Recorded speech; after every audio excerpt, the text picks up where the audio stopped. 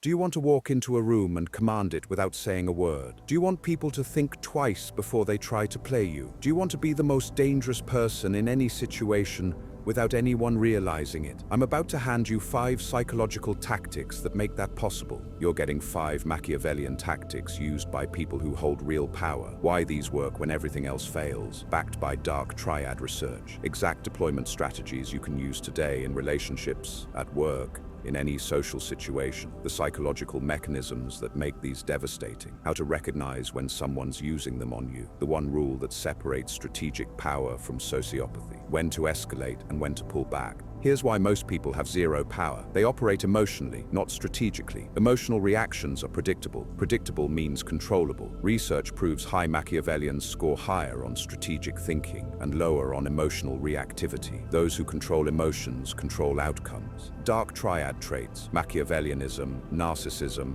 psychopathy, are linked to power acquisition. Studies show it consistently. But here's what matters. You don't need to be a narcissist or psychopath. You need strategic detachment. These tactics create psychological distance between you and manipulation. You see it coming. You don't fall for it. The untouchable mindset works like this. Observe, calculate, act. Notice what's missing. Reaction. Reaction is emotional. Action is strategic. That difference is everything. Tactic 1 is strategic ambiguity. Never fully reveal your position. The 48 laws of power teach this explicitly. Always say less than necessary. Conceal your intentions. People can't attack what they can't define. Ambiguity creates uncertainty. Uncertainty creates hesitation. When you're clear and direct, you hand others ammunition. They know exactly what you want, what threatens you, where to apply pressure. Example, negotiations. Never reveal your bottom line, walkaway point, or deadline. Make them guess. They're operating blind while you hold all the information. That's leverage. Workplace application. Don't announce plans before execution. The moment you tell people what you're planning, you give them time to interfere, position against you, steal credit. Execute first, announce after. Relationships. Don't reveal emotional vulnerabilities to everyone. People who know what hurts you know how to hurt you.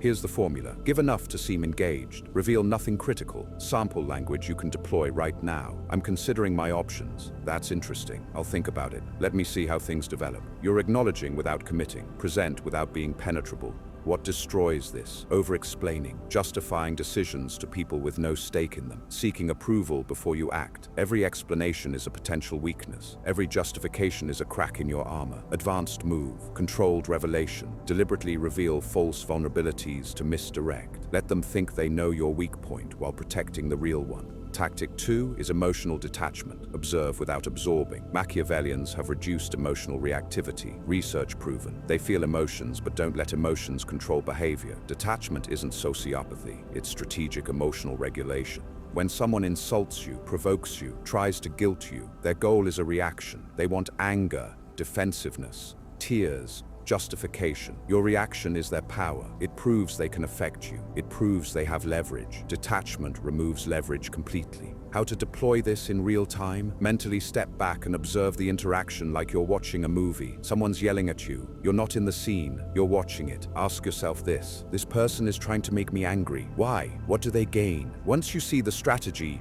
you can't be manipulated by it. Real example, someone criticizes you publicly, trying to provoke defensiveness. They want you to argue, justify yourself, look rattled, detached response, slight smile, interesting perspective, move on. They expected a fight. They got nothing, no fuel. This applies to guilt tripping, fear-mongering, love bombing. When you don't absorb their emotional manipulation, it bounces off. Watch what happens when you do this consistently. People get frustrated, they escalate, they try harder to get a reaction. That's an extinction burst in psychology. It's proof you're winning. They're losing control and they know it. Stay detached. Eventually they give up. You're not fun to manipulate anymore.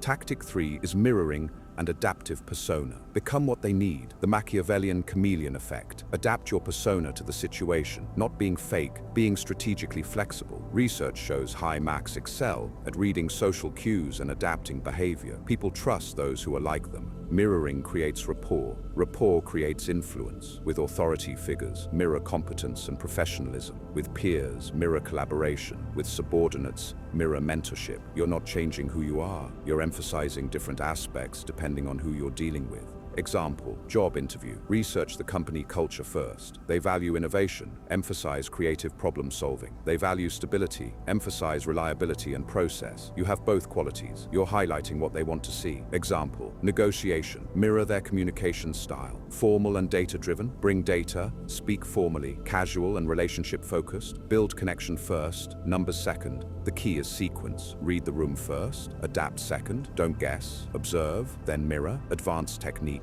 Strategic vulnerability. Show calculated weakness to build trust, then leverage that trust. They think they have power over you because you revealed weakness. That perceived power makes them lower their guard. Now you have real power. Here's what makes you untouchable. They never see your real position because you're showing them what they want to see. They think they understand you. They don't. They understand the version you constructed for them. Your actual thoughts, motives, and plans stay hidden. Here's what separates strategic players from everyone else. These next tactics require thinking several moves ahead. Most people react to what just happened. You're going to engineer what happens next. Tactic 4 is strategic withdrawal. Make them chase you. The 48 laws teach this. Use absence to increase respect and honor. Scarcity principle. What's rare is valuable. When you're always available, always responsive, always present, you're common. Common isn't valued. Strategic withdrawal creates value. In relationships, don't always be first to text, call, or reach out. Let them wonder. Let them initiate. At work, don't volunteer for everything. Don't be the reliable workhorse who says yes to every request. Your time becomes cheap. Your effort becomes expected. Socially, don't attend every event. Don't be in every group chat. Your presence should feel like an event, not a given.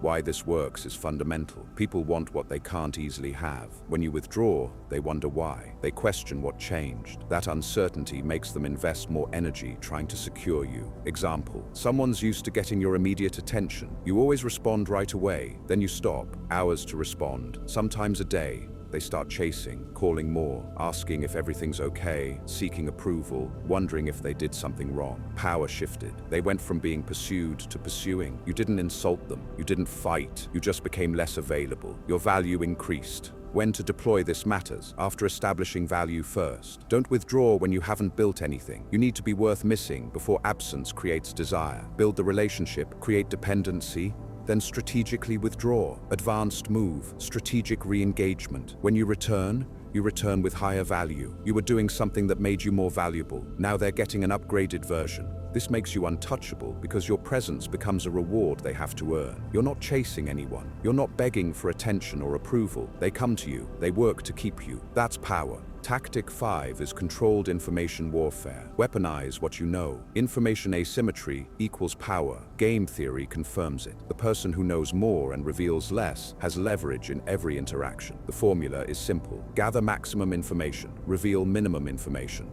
How to gather. Ask questions. Listen actively. Research people before important meetings. People love talking about themselves. Let them. They'll tell you everything if you listen. Mental note everything. Their goals, fears, weaknesses, what they value, what threatens them. You're building a psychological profile. How to conceal. Share surface-level information only. Don't volunteer struggles, plans, or vulnerabilities. Keep your cards close. Example, workplace. You know your colleague's deadline is tight because they complained. You don't mention yours is comfortable. When negotiation comes for resources or priority, you have leverage they don't know about. They think you're both under equal pressure. You're not. You know that. They don't. Example, relationships. Someone shares they fear abandonment. You never weaponize that fear. That's unethical. But you understand their behavior patterns now. When they get clingy or jealous, you recognize the fear talking. You can't be manipulated by tactics playing on a fear you already know they have. The dark side exists. This can become manipulative if used to exploit. There's an ethical line. Use information asymmetry for protection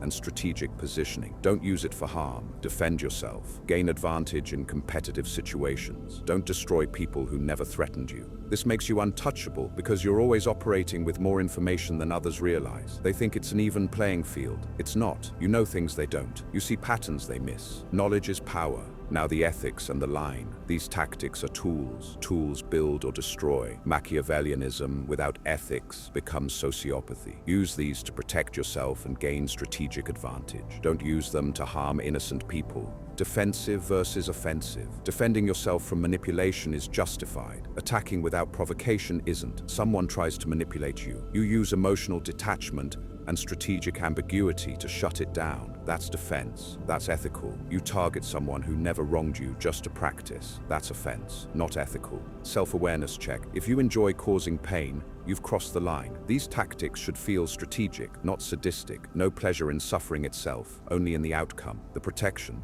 the advantage, the security. Real power doesn't need cruelty, it needs competence. The goal is this: make yourself untouchable to manipulation. Don't become a manipulator who preys on people. You're learning the game so you can play when necessary, or refuse when you choose. But you won't be played. You're not a victim, you're not a predator. You're someone who understands the game too well to be caught in it. Here's your deployment strategy. When to use what? Don't deploy all 5 at once. You'll seem robotic. Strategic ambiguity should be default mode. Use constantly. Don't overshare. Don't over-explain. This is your baseline. Emotional detachment. Use when being provoked or manipulated. Someone's trying to get a reaction. You detach. You observe. You don't absorb. Mirroring and adaptive persona. Use in new situations where you need rapport quickly. Meeting new people, job interviews, networking, read the room, adapt, build trust fast. Strategic withdrawal. Use when people take you for granted, when your presence has become expected instead of valued. Pull back. Create scarcity. Watch the value return. Information warfare. Use always. Always gather. Always listen more than you speak. Always reveal selectively. This never stops. The combination that makes you truly untouchable works like this. Start with strategic ambiguity and emotional detachment as baseline. You're hard to read and hard to provoke. That's foundation. Add mirroring when you need to build influence quickly. Deploy strategic withdrawal